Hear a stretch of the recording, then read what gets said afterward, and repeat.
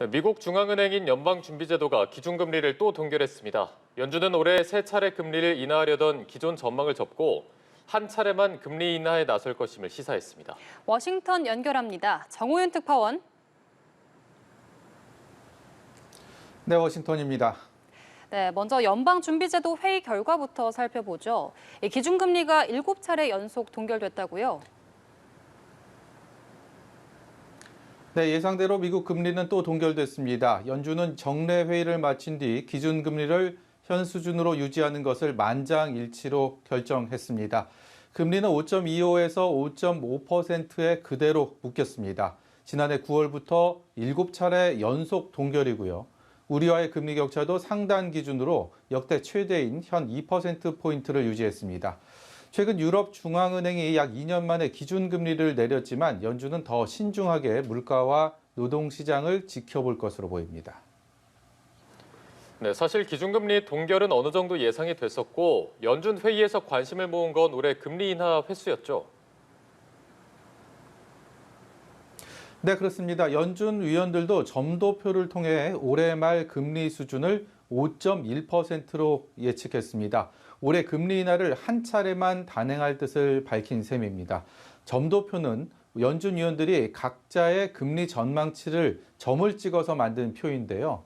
앞으로의 금리 전망을 읽을 수가 있죠. 석 달에 한 번씩 나오는데 지난해 12월과 지난 3월 그리고 올해 세 차례 금리가 인하될 거라고 전망을 했었습니다. 그 전망이 이번에 처음으로 바뀐 겁니다. 여러 가지 이유가 있겠지만 역시 가장 중요한 건 물가인데요. 제롬 파월 연준 의장은 물가 상승률이 목표치인 2%대에 안정적으로 머물러야만 금리 인하에 나설 수 있다고 여러 차례 강조해왔죠. 올해 안에 세 차례 금리 인하를 하기엔 여전히 높은 물가가 부담으로 작용한 것으로 풀이됩니다.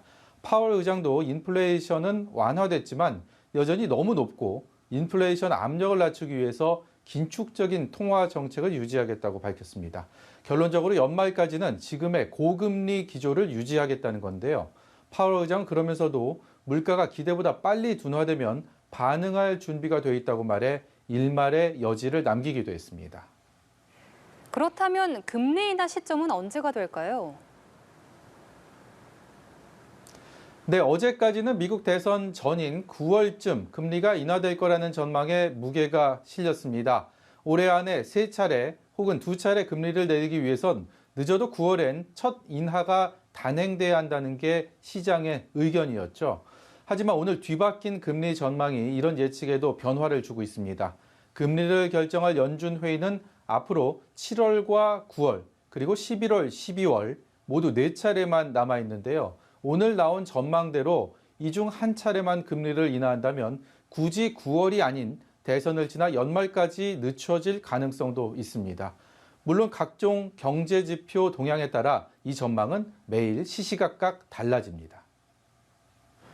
네, 그리고 오늘 미국 소비자 물가 동향도 나왔습니다. 마지막으로 이 소식도 함께 전해주시죠.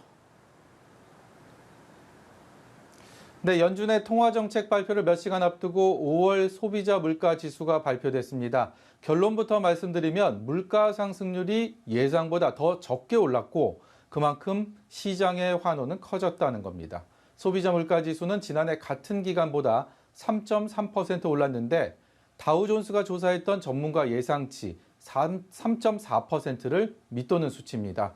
물가 지수는 오늘 연준의 통화정책에는 반영이 안 됐는데요. 파월 의장은 물가 안정을 위한 진전으로 받아들인다며 긍정적으로 해석했습니다. 이런 분위기를 반영하듯 뉴욕 증시에서 S&P 500 지수와 나스닥 지수는 사상 최고 수준을 경신했고요. 비트코인은 한때 7만 달러 선을 넘기도 했습니다. 지금까지 워싱턴에서 연합뉴스TV 정호윤입니다.